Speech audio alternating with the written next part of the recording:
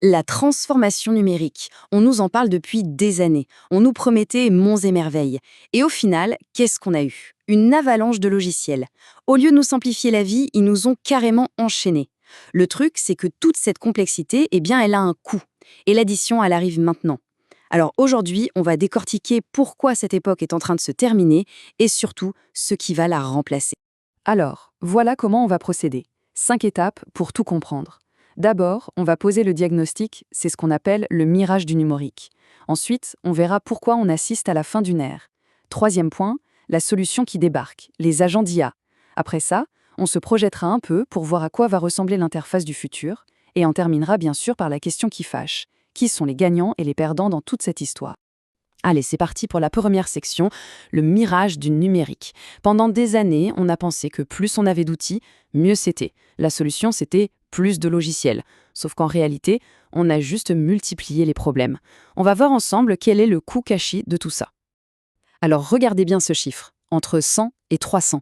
C'est le nombre de logiciels gérés par une entreprise de taille moyenne aujourd'hui. Non, non, on ne parle pas d'un géant de la tech, hein. On parle de l'entreprise classique. C'est juste dingue. Mais comment on a pu en arriver là? En fait, au lieu de simplifier le travail, on s'est construit un labyrinthe numérique absolument infernal. Et tout ce bazar, ça a un nom, la glu administrative. C'est quoi? Eh bien, c'est tout ce temps, toute cette énergie qu'on passe à faire le pont entre des logiciels qui ne se parlent pas. Les copier-coller d'un fichier Excel à un CRM, jongler entre 15 onglets ouverts, je suis sûre que ça dit quelque chose à beaucoup de monde. Voilà, c'est ça, la glu. Un boulot qui n'apporte aucune valeur, mais qui génère un maximum de frustration. Et c'est là que l'ironie est totale quand on y pense.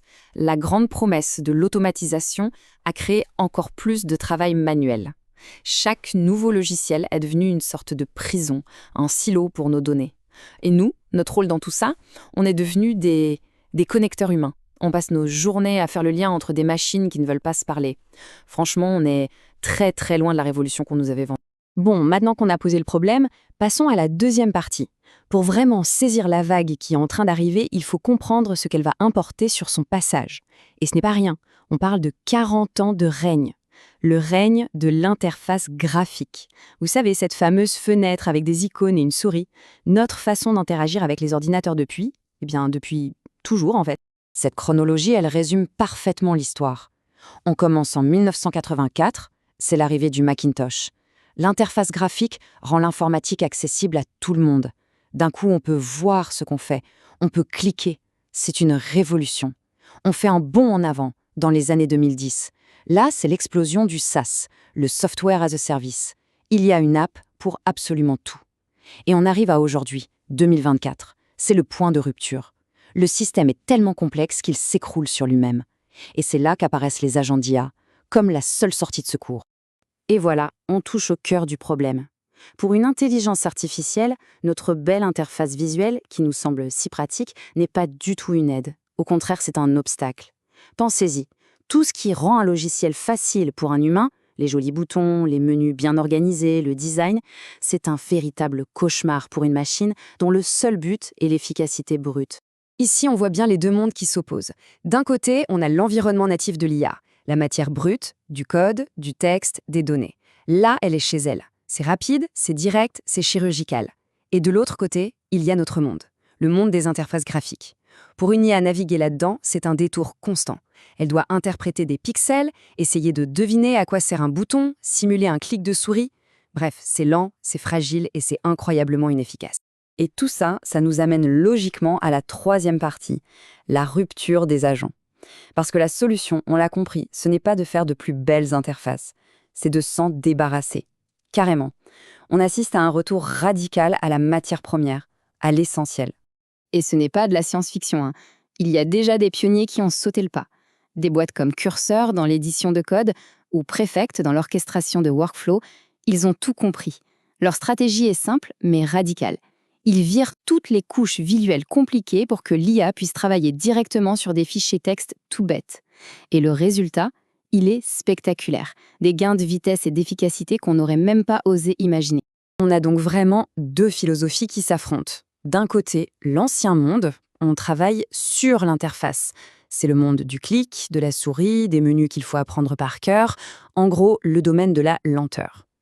Et de l'autre, le nouveau monde. On travaille sur la structure. Là, c'est le monde des agents, du code, de la donnée brute, c'est le domaine de la vitesse pure. Pour que ce soit bien concret, reprenons l'exemple de Cursor. Ils avaient une tâche de développement assez complexe. En utilisant les méthodes classiques avec les interfaces traditionnelles, ça leur prenait 3 semaines. Ok ? Gardons bien ce chiffre en tête. C'est notre point de départ, le monde d'avant.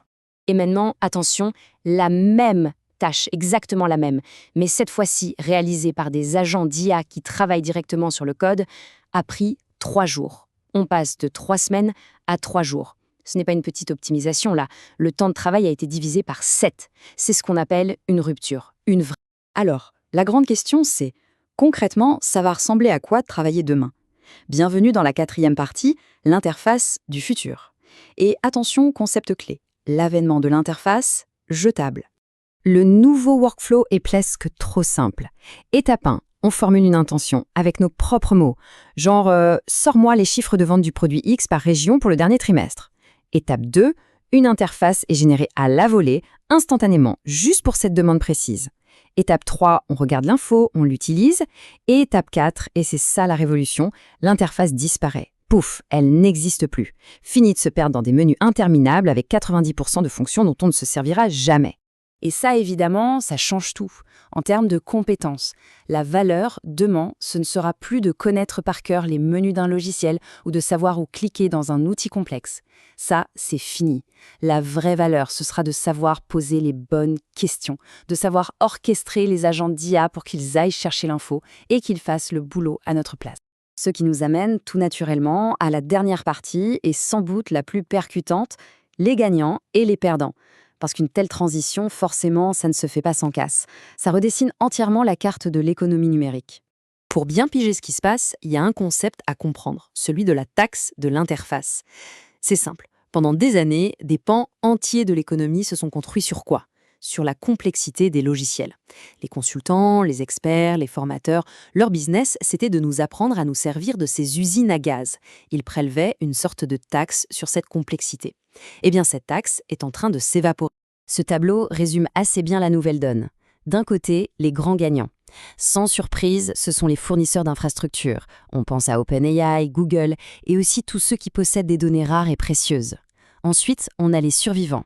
Ce sont les secteurs hyper régulés comme la banque ou la santé qui sont protégés, du moins pour un temps, par des barrières juridiques. Et enfin, les victimes. Et là, la liste est longue. Tous les experts d'un outil spécifique, les agences digitales, les consultants, en gros, tous ceux dont la valeur reposait sur la maîtrise d'une interface complexe. Ce savoir-faire, il devient obsolète et très vite. Et attention, qu'on soit bien clair, on ne parle pas du futur là. Ce n'est pas une projection pour 2030. C'est en train de se passer, maintenant, sous nos yeux. Les vagues de licenciements qu'on a vues récemment chez les grands noms du conseil ou des services numériques, ce n'est pas un hasard. Ce sont les tout premiers symptômes, bien réels, de cette accélération. La vague n'arrive pas, elle est déjà sur nous. Et donc on va terminer avec une question. Une question que chacun devrait se poser, très honnêtement. Est-ce que ma valeur, aujourd'hui au travail, est liée à la maîtrise d'une interface spécifique ? Si la réponse est oui, même un petit peu, alors il est sans doute grand temps de réfléchir à la suite. De réfléchir à comment passer du statut d'utilisateur expert à celui d'orchestrateur d'agent. La question est ouverte.